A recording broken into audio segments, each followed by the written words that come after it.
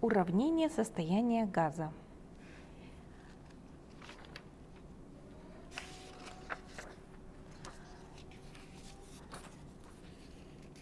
Возьмем детский резиновый надувной шар и проведем с ним опыты. Если поднять его шар на высокую гору, то вследствие того, что атмосферное давление на горе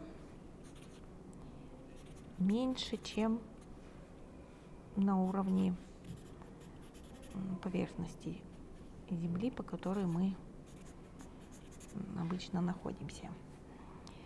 А давление внутри, в смысле объем газа внутри шара, он не изменился. Мы его как надули, так и он остался в этом состоянии. Подняв в гору, из-за уменьшения давления извне, шар начинает расширяться. Отсюда мы делаем вывод, что между давлением и объемом есть зависимость. И с другой стороны, если мы возьмем также шар и начнем сдавливать его аккуратно с двух сторон, уменьшая его при этом объем, при этом мы будем чувствовать сопротивление, то есть давление внутри возрастает из-за уменьшения объема. И рассмотрим еще один такой опыт. Покупая в магазине гелевый шар и, выходя на улицу, если на улице прохладная погода, он уменьшается в объеме, сжимается весь, но при внесении его опять в теплое помещение он возвращает свою форму. Ясно, что это произошло из-за того, что температура воздуха в шарике изменилась. И мы из этого опыта видим, что между величинами давления, объем и температура существует связь. Эта зависимость, она справедлива для любого тела, газообразного, жидкого или твердого. И выражается она уравнением состояния. Но уравнение состояния легче всего записать для идеального газа, идеального разреженного газа. Для жидкостей и твердых тел уравнения состояния чрезвычайно сложны.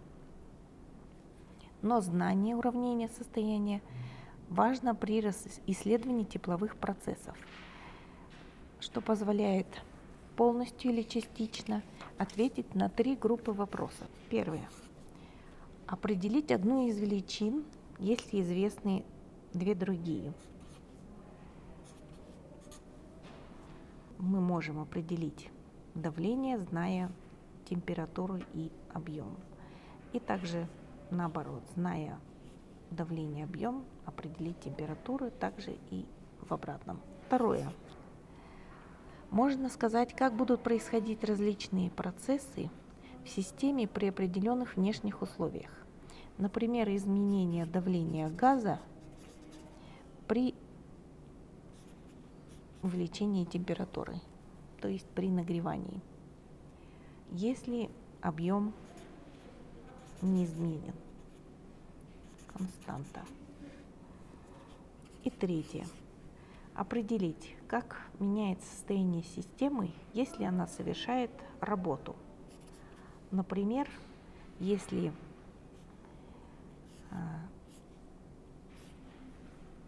газ двигает поршень.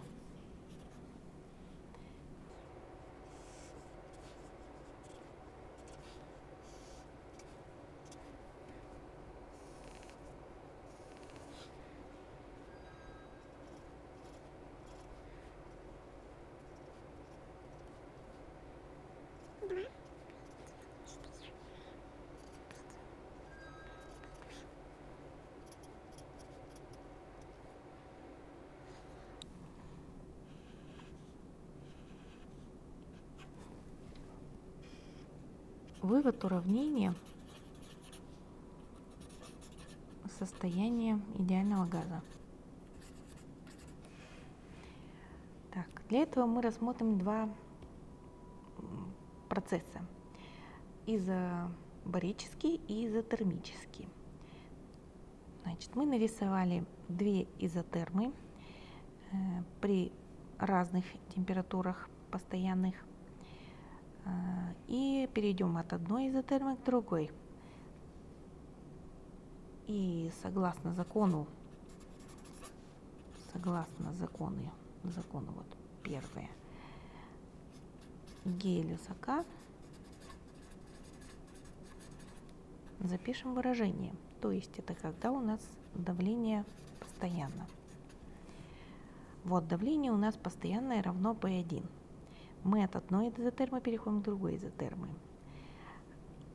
И запишем выражение, что отношение объемов, в этом случае один штрих, прямо пропорционально температурам.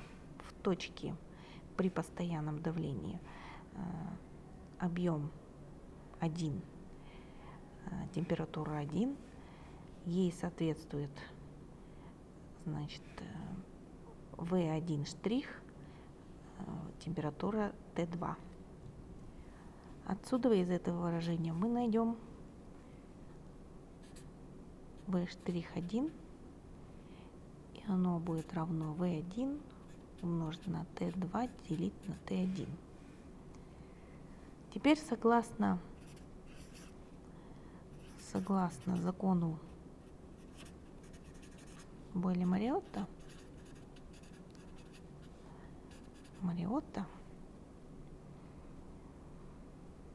то есть изотерма при постоянной температуре, значит, давление умноженное на соответствующий объем, и давление и объем в точке 2. То есть рассмотрим и вторую изотерму. Из точки 1 штрих, состояние в точке 1 штрих, то есть его давление, помноженное на объем в этой точке, равно произведению давления и объема в другой точке изотермы. Теперь вместо V1 штрих подставим полученное ранее значение. Мы получаем P1 умноженное на V1 T2 T1 равно произведению давления P2 на объем V2. Перенесем T2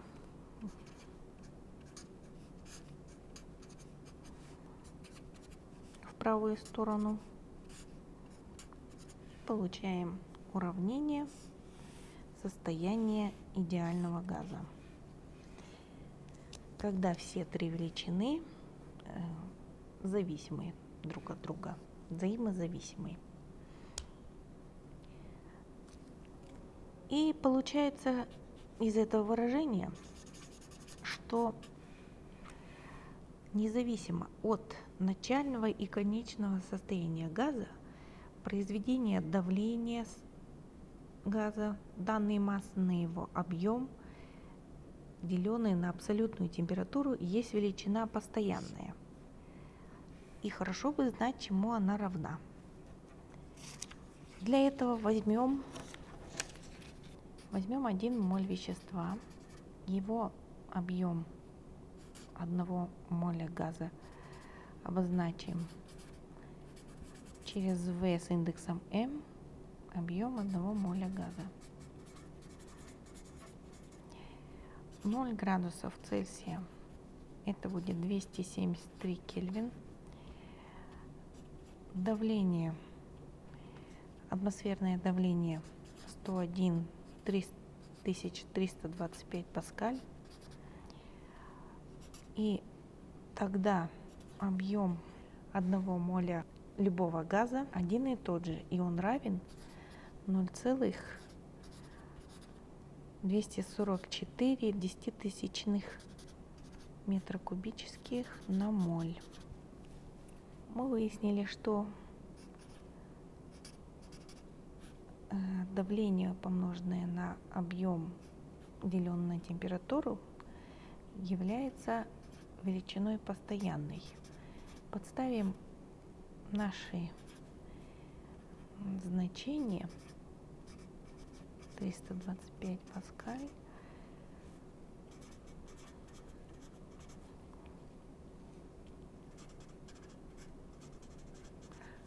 Мы получим постоянную величину, которая называется универсальная газовая постоянная и обозначается буквой R. То есть мы получили из уравнения состояния идеального газа, мы получаем, что произведение давления на объем и деленное на температуру равняется R. Перенесем температуру в правую часть, и позже мы к ней вернемся. Пусть теперь количество газа равно не 1 молю, а произвольному числу молей. Произвольное число молей. Количество вещества нам известно, что равно масса вещества, деленная на малярную массу. Это масса газа в нашем случае и малярная масса газа.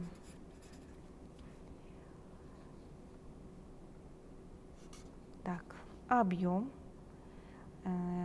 газа — это малярное количество вещества, умноженное на объем 1 моля этого газа. То есть объем 1 моля умножаем на количество молей. Подставляем вместо количества вещества эту формулу отношения масс. Получаем такую формулу. Теперь предыдущую формулу, полученную, умножим на количество вещества.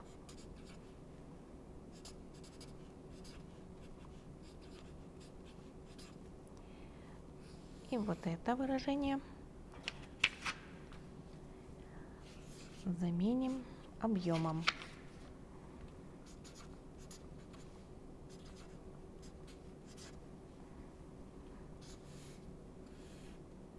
Мы получили формулу, но если нам неизвестно по условию задачи количество вещества, количество газа, то мы заменим его на отношение масс. В таком виде уравнение называется уравнение Менделеева-Клапейрона. Менделеева-Клапейрона.